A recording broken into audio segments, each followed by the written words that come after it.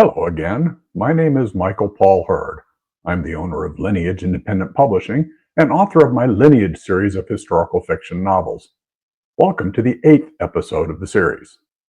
In this podcast, I'm going to talk about the setting for Ground Faults, a Lineage series novel, which was published in November of 2022.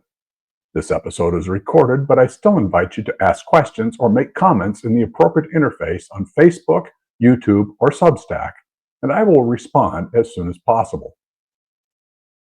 Ground Faults is the first novel in the series where I stopped assigning an ordinal number as a subtitle. I made this change in response to reader feedback that numbering each book gave the impression that the series was sequential.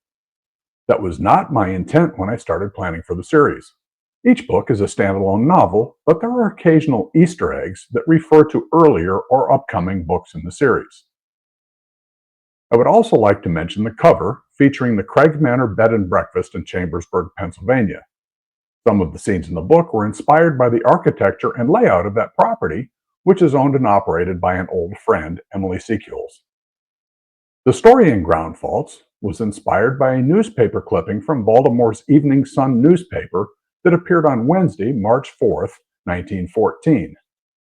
In that story, Anna Hurd received a non-lethal electric shock when she shorted the residential electrical system in her father's home at 1023 St. Paul Street, a row home just a couple of blocks north of what is now Mercy Medical Center.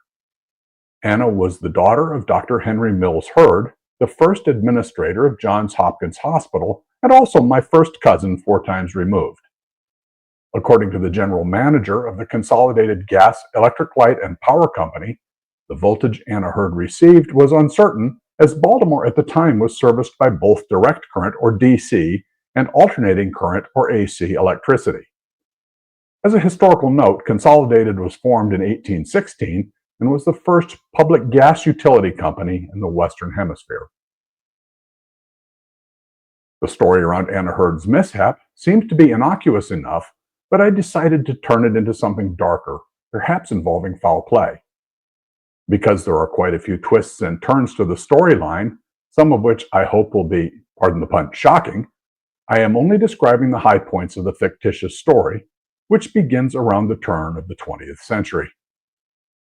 The main character, Archibald Thompson, who would eventually be known as Sparky, was socially awkward as a child, but extremely intelligent. In my younger days, he would have been labeled a nerd, the type of kid nobody else would play with.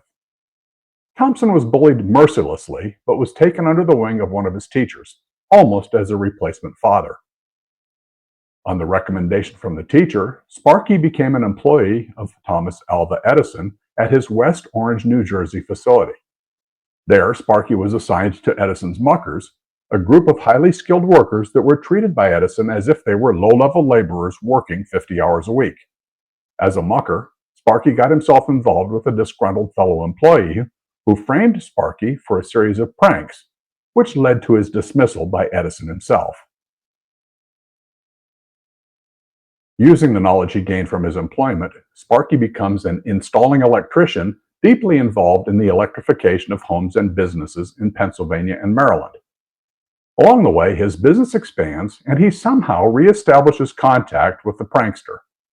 The prankster, having become remorseful for letting Sparky take the fall, offered an opportunity for reduced-price electrical components direct from Edison's factory. Little did Sparky know that the components were defective and had been purloined from the trash. A series of strange mishaps and fatal electrocutions follow Sparky as he works his way west to Chambersburg, Pennsylvania. His main business was installing electricity service in the homes and businesses of the wealthy, the type that really didn't care how much something cost and didn't really negotiate with tradesmen on prices, letting Sparky charge whatever he thought his customer could pay. Sparky had a conscience, though, and he used a portion of his profits to support labor unions and to electrify working-class homes and businesses at little or no cost. Whenever he electrified a home, Sparky always taught the residents, servants included, about electrical safety. In one case, Sparky even described an execution in the electric chair. Here's an extract from the book.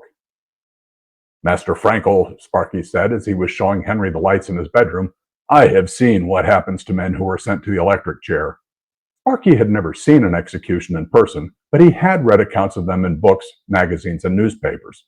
Besides being an electrician, Archibald Thompson was also an engaging and convincing storyteller. "It's supposed to be quick and painless. I can read the newspapers," Henry Frankel retorted. "One flip of a switch and zap, it's done." Henry pushed the switch buttons on and off several times for emphasis. "It's not quite that glamorous, Master Frankel. First, the man is strapped to the chair at the chests, wrists, and ankles. He's already had his head mostly shaven before he gets to the chair. Then a wet sponge is placed on his bald head and a metal cap is placed over that, then strapped under his chin.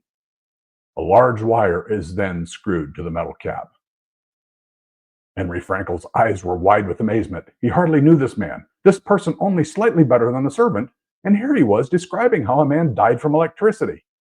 Sparky's exceptional detail made Henry squirm. Sparky continued. "Once the metal cap is placed on his head, each foot is put in a shallow metal pan with just enough warm water to cover his feet." Sparky paused for effect. "The warm water usually makes the man lose control of his own water, and a yellow puddle forms under his chair." "Mr. Thompson, Sparky, you need to stop now. You're scaring me," Henry said, his voice wavering in fear and his tone no longer condescending. "Son, you need to hear this," Sparky said firmly. "After that, the warden waits until the appointed hour in deference to the possibility of the government calling with a stay of execution. They wait another 5 minutes for good measure, usually with the convict groveling for mercy and peeing his pants again." "Enough, Mr. Thompson, I've heard enough," Henry cried as he started to panic. Sparky would not be deterred. "When those 5 minutes are up, the executioners throw a large switch in another room. They are out of sight of the execution chamber. That switch powers up the transformers that will deliver the lethal electric shock." Sparky gave another long pause for effect. "In another room, once the voltmeter reaches the required voltage, 3 other men throw switches at the same time. Their assignments are drawn by lot. None of them knows which one was wired to the chair.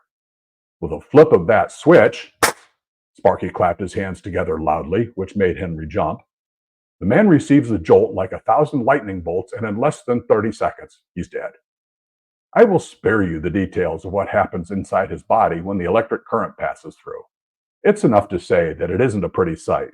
So please be careful with the electricity in this house and never let water and electricity within a yard of each other." Henry's face went pale and the smell of urine was pervasive.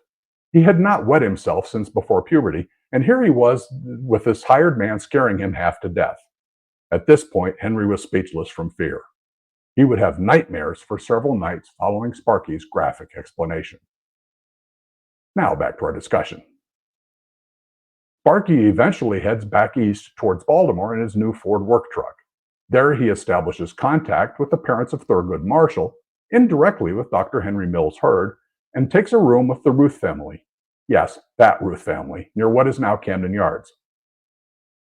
Racism rears its ugly head in one of the subplots after Sparky takes a black man into his employ. The black man is eventually arrested and accused of a crime he did not commit, but is released thanks to the involvement of a doctor-turned-detective and a very astute attorney. Ultimately, Sparky and his team discover that the prankster was responsible for providing defective components and track him down to the Edison complex. The prankster is arrested, tried, convicted, and sentenced for his crimes. Over the past few minutes, I provided the historical context and an overview of the storyline for Ground Faults, the 8th novel in my Lineage series. There are currently 10 books in the series, and the 11th, Take the Long Way Home, is on the way. A release is planned for sometime in the spring of 2025. For Lineage Independent Publishing, I'm Michael Paul Hurd. Thanks for watching.